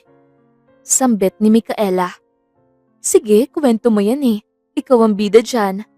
Nakangising sagot ni Mary, saka bumalik na sa mesa nito at hinarap ang computer. Si Micaela naman ay hindi na umimik pa. Ibinalik na lang niya sa plastic ang baunan na walang laman at bumalik sa trabaho. Napatayo pa muna siya saglit dahil hindi siya makahinga sa sobrang kabusugan. 2 buwan ang nakalipas ay naging maganda ang takbo ng buhay ni Micaela. Naging makulay ito dahil sa presensya ni Anton. Hindi naman siya nagmamadali kung bibigyan siya ng pagkakataon na maging sila sa hinaharap ay hindi na siya magdadalawang isip na piliin ito sa araw-araw. Mabuting tao si Anton para kay Micaela. Para sa kanya ay hindi naman importante ang yaman dahil sanay naman siya sa hirap. Maraming nangyari sa loob ng 2 buwan para sa kanya. Ang lalaki ang naging kasama niya sa bahay dahil minsan hindi na ito umuuwi. Ito ang tagaluto niya at magpapadala ng pagkain sa opisina. Nahihiya na nga siya dahil parang ginagawa na niya itong kasambahay. Pero wala namang reklamo si Anton, kaya okay lang siguro para rito. Kaya hindi mapigilan ni Micaela na magkagusto sa lalaki ng paunti-unti. Kung hindi man sila nakikita, ay naging constant naman ang communication nilang dalawa. Tawagan sila at nagte-text. Kaya parang kasama niya pa rin ang lalaki. Nasa opisina siya ngayon, naka-duty, at pananghalian nila. Nauna nang lumabas si Mary. Hindi niya alam kung bakit nagmamadali, kaya hindi siya nahintay at magkasabay silang dalawa na lalabas. Tatayo na sana siya upang iihi, saka naman bumukas ang pinto ng opisina at pumasok si Mary na sobrang lapad ng pagkakangiti. Ang sama ng ugali mo? Bakit mo ako iniwan? Akala ko ba sabay tayong kakain? Nakasimangot na tanong ni Micaela. Hindi naman ako kakain doon. Bumili lang ako saglit ng uulamin natin ngayon. Dito na tayo kakain. Sagot ni Mary at hinampas siya sa braso. Akala ko pa naman ay iniwan mo na ako. Saglit lang. Iihi muna ako ng mabilisan. Sambit ni Micaela at lumabas na ng pintuan. Pagpasok niya sa comfort room ay agad siyang umihi. Mas maganda itong naisip ng may-ari nitong building dahil nasa kabilang space ang comfort room na para sa mga lalaking empleyado. Makalipas ang ilang minuto ay lumabas na agad si Micaela. Dahan-dahan siyang naglalakad. Pero natigilan siya nang mapansin si Marga na nakasandig sa may hallway ng building. Nakataas ang kilay nito habang nakatingin sa kanya mula ulo hanggang paa. Okay ka lang, Marga? Ang sama naman yata ng tingin mo sa akin. May problema ba tayong dalawa? Tanong ni Micaela. Wala naman. Naisip ko lang kasi na parang sumasaya ka sa pakikipag-date mo sa nabunot kong pangalan. Sagot ni Marga. May issue ba tayo tungkol doon? 'Di ba, nagpalit naman tayong dalawa at pumayag ka? Nakakunot ang noong tanong ni Micaela. Hindi ko makasundo ang lalaking nabunot mo at gusto kong subukan. Baka mag-click kaming dalawa nung nabunot ko. Magpalit tayo ulit. Sagot ni Marga. Napahalakhak na lang si Micaela sa sinabi ni Marga. Huwag kang immature, Marga. Ayaw mo nga doon sa tao dahil walang trabaho, di ba? Bakit nagbago ang isip mo? Kung hindi kayo magkasundo doon sa nabunot ko ay, pwede mo namang tigilan ang pakikipag-date sa kanya at hindi ka naman obligado na gawing jowa yun. Sambit ni Micaela. Mali pala ang pagkakakilala ko sa kanya, kaya gusto ko na makipagpalit sa'yo. Nagkibit balikat na sagot ni Marga. Anong ibig mong sabihin? Nakakunot ang noong tanong ni Micaela. Never mind, sagot ni Marga at nilagpasan siya. Naguguluhan naman si Micaela habang nakatanaw kay Marga na naglalakad palayo. Ano naman kaya ang ibig sabihin ng babaeng iyon tungkol kay Anton? May alam ba ito tungkol sa lalaki nang hindi niya alam? Pagbalik ni Micaela sa opisina ay nakatingin lang si Mary sa kanya. Okay ka lang? Tanong ni Mary. Oo naman pero nagkausap kaming dalawa ni Marga doon sa hallway. Sabi niya, magpalit na lang daw kami ulit ng partner dahil nagkamali pala daw siya ng pagkakilala doon kay Anton. Feeling ko, may laman ang sinasabi niya. Posible kayang nagpanggap lang si Anton na walang trabaho at simple lang ang pamumuhay. Sagot ni Micaela at naupo sa kanyang upuan. Ano bang issue doon? Hindi ka naman nag-after sa pera niya? Kung magkaganon man, di ba? At saka, wala pa kayong relasyon naman. Nagde-date pa lang kayo. At mabuti mong gawin dyan ay huwag kang pumayag na makuha si Anton ni Marga. May mga tao talagang hindi mahilig magsabi sa ibang tao kung gaano sila kayaman o kung gaano kakapal ang pera nila. Mas gusto nilang manatiling low-key at mamuhay ng simple. Sambit ni Mary. Tumango na lang si Micaela at hindi naman siya papayag na manggulo si Marga sa magandang samahan nilang dalawa ni Anton. Dahil lang sa mayaman ito, hindi naman siya magagalit kung ano ang malaman niya sa lalaki. Wag lang yung ibang bagay na may asawa na ito. Ayaw niyang maging kabit. Kinabukasan ay maagang pumasok si Micaela sa opisina dahil magpapakain daw ang kanilang boss na si Ma'am Vienna dahil birthday nito ngayong araw. Pagdating ni Micaela sa building ay wala ng tao at ang mga ka-office mate niya. Nakatanggap siya ng tawag galing sa kaibigang si Mary at nagtatanong ito kung nasaan na siya. Kung nasa building daw siya ay nakikisuyo si Ma'am Vienna na kukunin niya ang naiwan nitong wallet sa loob ng opisina nito. Pagkatapos ng tawag ay pumasok si Micaela sa office ni Ma'am Vienna. Hindi naman nakalak, kaya mabilis siyang nakapasok sa loob. Pagkakuha niya sa wallet ng boss niya, ay naisipan niyang lumabas na. Kaya lang, natabig niya ang isang picture frame, saka nakataob na nahulog ito. Nanlaki ang mga mata ni Micaela dahil akala niya nabasag ang nasabing gamit. Mabuti na lang, plastic pala, kaya hindi nabasag. Pagpulot niya, ay agad niyang ibinalik sa lalagyan. Ang problema ay nanlaki ang mga mata niyang nakatitig sa litrato na nakalagay sa picture frame. Ang unang kumuha ng atensyon niya, ang mukha ni Anton na may kayakap na magandang babae. By pair palang kinuhanan ang mga ito dahil kasama pa si Ma'am Biena, pati ang asawa ng huli. So kaya pala nagdrama ng ganun si Marga kahapon dahil nalaman nitong kaibigan ng kapatid nito, si Anton. Pero ang inaalala niya kung sino ang kayakap ni Anton. Misis ba niya ito o girlfriend? Napapalunok na lang si Micaela dahil naisip niya na baka niloloko lang siya ng lalaki. Mabuti na lang, hindi pa sila magkarelasyon. Kung hindi, mas doble ang sakit na nararamdaman niya ngayon. Pinikturan niya ang nasabing litrato at nagmamadaling lumabas ng opisina.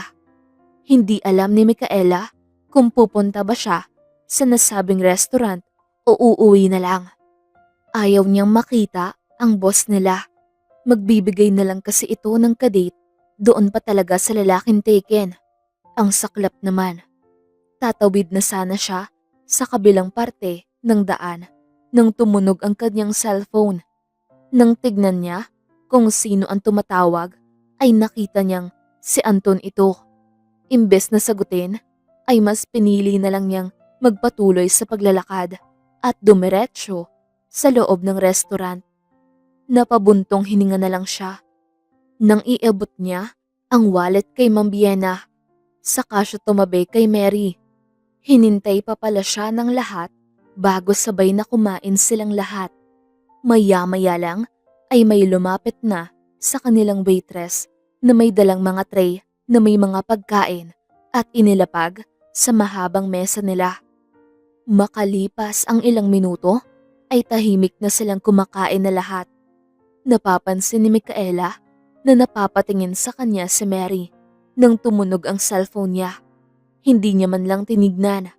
Kung dati, atat naman siya kunin ito kapag tumutunog na. Uy, may tumatawag? Hindi mo ba naririnig? Nagtatakang tanong ni Mary. Hayaan mo na, kumakain ako eh. Nagkibit balikat na sagot ni Micaela. Sagutin mo na, baka importante ang kailangan sa'yo. Pabalik-balik ng tawag eh. Sabi ni Mary. Hindi yan importante. Sagot ni Micaela, saka nagpatuloy sa pagkain. Sino ba kasi to? Sambit ni Mary at kinuha ang cellphone sa loob ng kanyang bag. Napanganga na lang si Mary habang nakatingin sa kanya nang makita nito kung sino ang tumatawag. Kumain ka na lang kasi Mary. Sambit ni Micaela, saka kinuha sa kaibigan ang cellphone niya. Nag-away kayong dalawa ni Anton? Tanong ni Mary. Dapat ba akong magalit gayong hindi ko pa naman siya boyfriend pero nagsinungaling na siya sa akin? Balik na tanong ni Micaela. Hindi nakaimik si Mary at napainom na lang ng tubig. Anong klaseng pagsisinungaling ba ang nagawa niya? Tanong ni Mary. Tungkol dito, sagot ni Micaela at ipinakita ang litrato na kinuhanan niya sa office ni Ma'am Biena.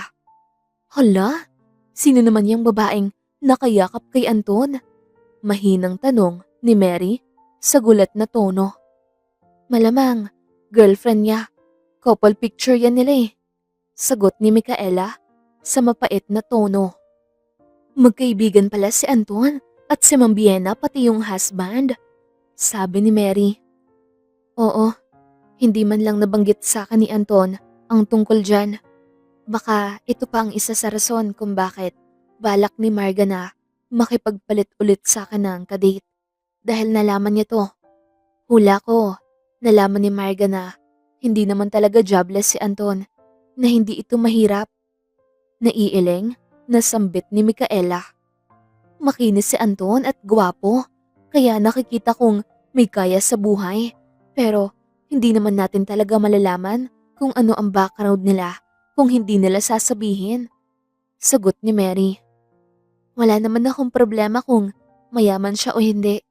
Pero bakit naman kailangan magpanggap? Mukha ba akong pera? Gold digger ba ako? Pero ang ikinasasakit ng loob ko ay iyong may girlfriend pala siya. Pero nakikipag-date pa sa iba. Pabulong na sambit ni Micaela. Hindi na umimik si Mary. Sumenyas na itong mamaya na lang sila mag-usap dahil tapusin muna nila ang pagkain. Habang si Anton naman ay nagtataka kung bakit hindi nagre-reply si Micaela sa mga text messages niya. Kahit ang tawag niya ay hindi nito sinasagot. Naiintindihan niyang busy ito, pero kasi hindi naman ganito ang treatment sa kanya. Kahit busy si Micaela sa opisina ay may reply talaga ito sa kanya. Pero ngayon ay parang may nag-iba na ikinababahala niya. Kaya iniwan niya ang paperworks, saka umupo ng maayos sa kanyang upuan. Sinubukan niyang tawagan si Vienna. Birthday ng babae ngayon, kaya alam niyang hindi ito pumasok sa trabaho. Nakahinga siya ng maluwag dahil sinagot agad ang tawag niya. Pasensya na sa abala, Vienna. Happy birthday. Bati ni Anton. Ayun, akala ko nakalimutan mo na ang birthday ko. Natatawang sagot ni Vienna sa kabilang linya. Pwede ko bang makalimutan? Nakangisi niyang sambit. Pukpukin ko yung ulo mo kung hindi mo ko babatiin. Baka naman may hinanda kang regalo dyan para sa akin. Napahalakhak na sagot ni Vienna. Wala, busy pa ako. By the way, nasa opisina ka ba ngayon? Tanong ni Anton. Pumasok ako pero nasa isang restaurant kami. Nilibre ko lahat ng empleyado ko. Sagot ni Vienna. Si Micaela, kasama niyo? Hindi kasi siya sumasagot sa mga tawag ko. Tanong ni Anton. Kanina nandito pero umalis na pagkatapos kumain. Sagot ni Vienna. Dinig na dinig pa ni Anton ang usapan sa kabilang linya. San kaya siya pumunta? Tanong ni Anton. Hindi ko alam. Basta nagpaalam na mauunang umalis o baka naman bumalik na sa office. Tatanungin ko si Mary kung saan nagpunta. Sagot ni Vienna. Ibinaba muna saglit ng kaibigan ang tawag. Saka bumalik pagkatapos ng ilang minuto. Anong sabi ni Mary? Tanong ni Anton. Hindi niya din alam. Sagot ni Vienna. Maya-maya lang ay nagpasalamat na si Anton kay Vienna. Saka nagpaalam na ibababa na ang tawag. Napabuntong hininga na lang si Anton at nag-isip kung ano ang posibleng dahilan ng pagbabago ni Micaela. Wala naman siyang nasabing mali para magtampo ito sa kanya. Pero bigla na lang siyang napatayo nang maisip ang pagpapanggap niya. Baka nalaman na ng dalaga o baka nabanggit ni Vienna. Kapag ganon ay tapos na ang maliligayang araw niya. Kaya nagmamadaling lumabas ng opisina si Anton upang puntahan si Micaela. Kaya lang, sa hallway pa lang ng building ay hinarang na siya ni Marga, ang sister-in-law ni Vienna.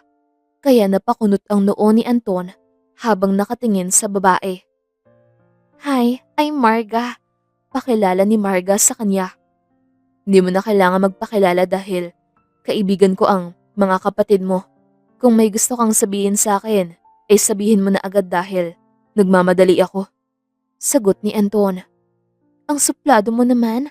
Kung alam ko lang na ikaw ang makakadate ko ay hindi na sana ako nakipagpalit kay Micaela. Sambit ni Marga. Alam mo, kung wala kang ibang sasabihin na matino, ay makakaalis ka na. Wala akong planong makipag-usap sa'yo. At saka, kung nandito ka para sabihin na gusto mong makipagpalit kay Micaela ng makakadate, ay hindi na mangyayari yun. Isa lamang ang ibig sabihin nun. Ambisyosya ka. Sagot ni Anton. Nakangisi lang si Marga sa sinabi niya, pero alam niyang nasaktan ito.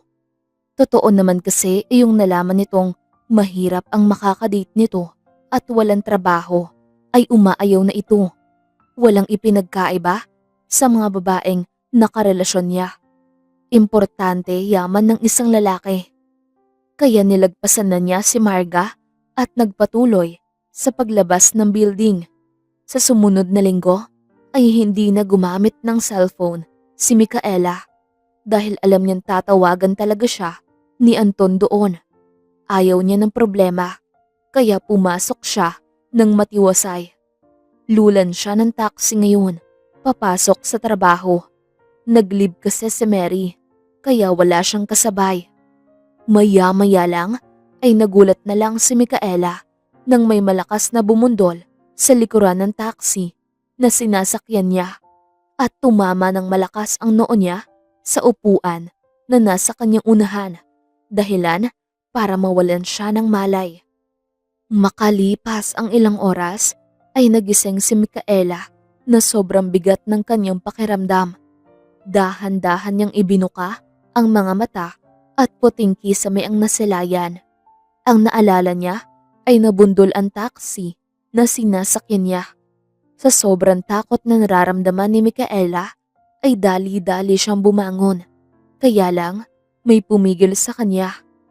"Huwag ka munang bumangon, Micaela. Baka mapano yung paa mo," sabi ni Vienna. Pagtingin ni Micaela sa buong paligid ay napagtanto niyang nasa ospital pala siya ngayon at nang tignan niya ang kanyang binti ay may benda ito. "Anong nangyari, ma'am?" tanong ni Micaela. "Nabundol ng isang kotse ang sinasakyan mong taxi dahil nawalan ito ng brake. Mabuti na lang, paa mo lang ang naipit. Bumangga kasi ang taxi sa may poste pagkatapos kaya sobra ang impact," sagot ni Vienna. Napabuntong hininga na lang si Micaela. Sinuwerte pa rin siya na ganito lang ang natamo niya sa aksidente. Kung minala siya, ay baka naputol pa ang kanyang binti. "Kamusta naman po ang driver?" tanong ni Micaela. Kawawa naman iyon kung napuruhan. Paniguradong may pamilyang masasaktan. Nagkasugat ang mukha ng driver pero hindi naman malala. Napunta kasi sa mukha niya ang bubog ng salamin sa harapan ng taxi pagkabangga sa poste. Bukod doon ay wala na siyang ibang sugat o bali. Pero covered lahat ng may-ari ng sasakyan. Kahit disgrasya man ay may pananagutan pa rin sila, sagot ni Vienna. "Salamat naman kung ganon." "Sige po, ma'am. Salamat po sa pag-alala." Nakangiting sambit ni Micaela. "Walang anuman. Sa ngayon, babalik na muna ako sa opisina. Papuntahin ko na lang rito si Mary para may magbabantay sa'yo. Basta kapag may kailangan ka, ay tawagan mo lang ako," sambit ni Vienna. "Salamat, ma'am," sagot ni Micaela. Pagkaalis ni Ma'am Vienna ay dahan-dahang bumangon si Micaela at naupo ng maayos sa hospital bed. Sakto namang bumukas ang pinto at nagmamadaling pumasok si Mary na may pag-aalala sa itsura nito. "Okay ka lang, Micaela? May masakit ba sa'yo? Balak mo bang magpakamatay dahil lang sa lalaki? Marami pa namang iba dyan. Pwede ka pa namang mamili," tanong ni Mary at nilapitan siya agad. Napangiwi na lang si Micaela sa reaksyon ng kaibigan.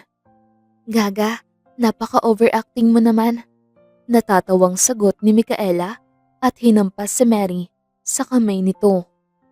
"Syempre joke lang, pinapagaan ko lang ang nararamdaman ko. Takot na takot ako kanina nang mabalitaan ko ang nangyari sa'yo. Buti na lang, hindi masyadong malala," napapailing na sagot ni Mary. Napangiti na lang si Micaela sa kaibigan niya. Masyado siyang grateful na sa kabila ng pag-iisa niya sa buhay ay nakatagpo siya ng mabuting kaibigan. "Okay lang ako. Salamat sa pag-aalala," sabi ni Micaela. "Mas sumobra ang pag-aalala ko iyong hindi pa kita matawagan.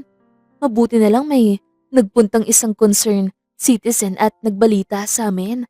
Siguro siya ang nakakita ng pangyayari," sambit ni Mary. Napabuntong hininga na lang si Micaela.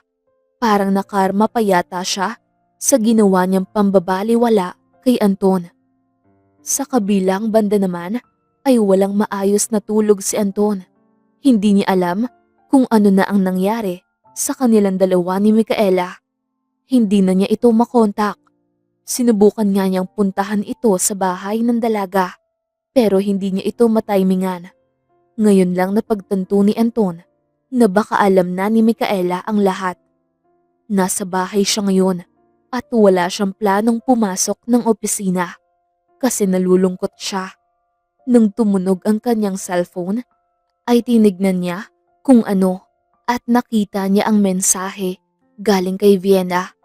Walang sabi-sabing bigla na lang siyang tumakbo palabas ng bahay niya. Saka sumakay sa kotse at pinaharurot palayo. Base sa mensahe ni Vienna sa kanya, na aksidente daw ang sinasakyan taxi ni Micaela. Kaya nasa ospital ito ngayon.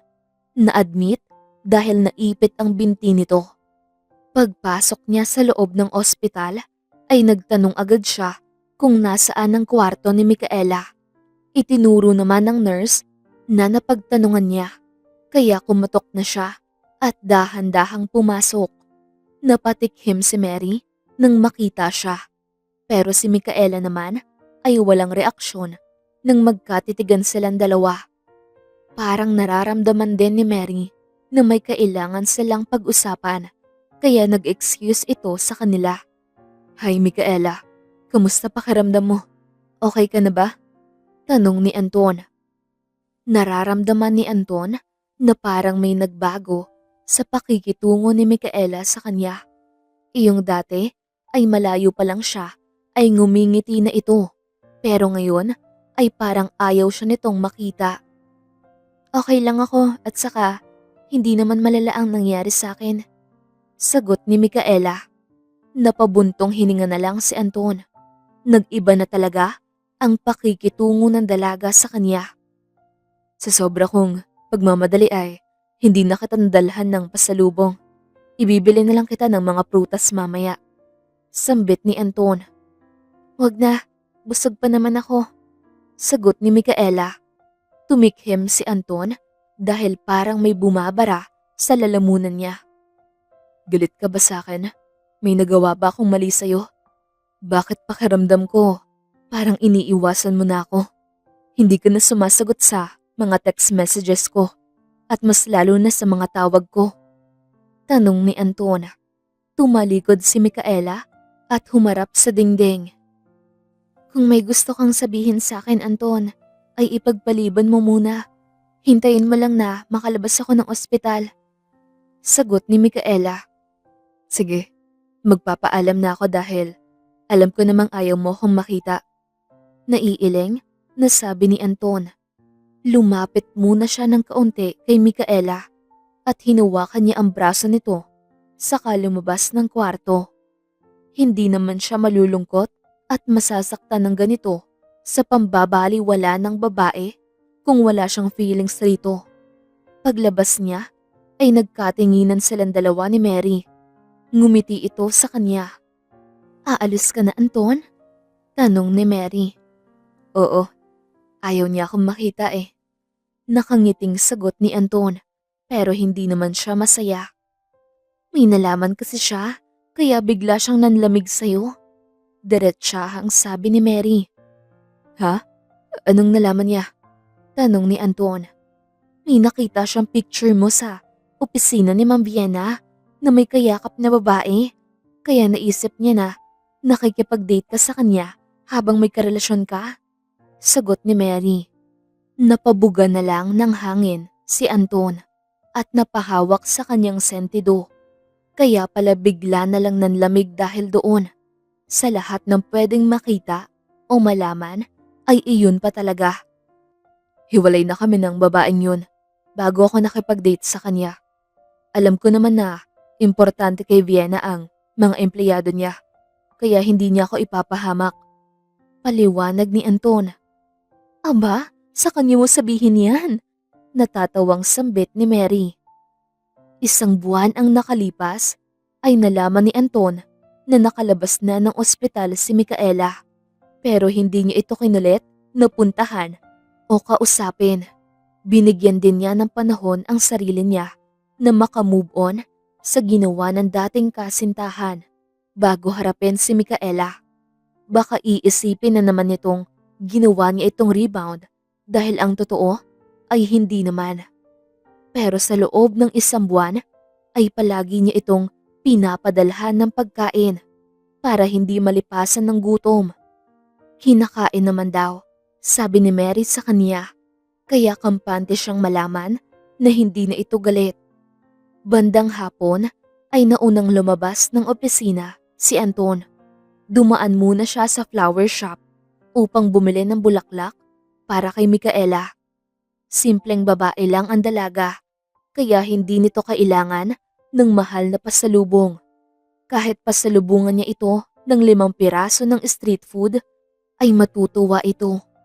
Gusto niyang gawing memorable ang pagkakasama nilang muli, kaya agad siyang pumunta ng jewelry shop at bumili ng singsing. Makalipas ang 1 oras, ay nasa labas na siya ng building kung saan nagtatrabaho si Micaela. Lumabas na ang ibang kasamahan nito, pero hindi pa niya ito nakikita.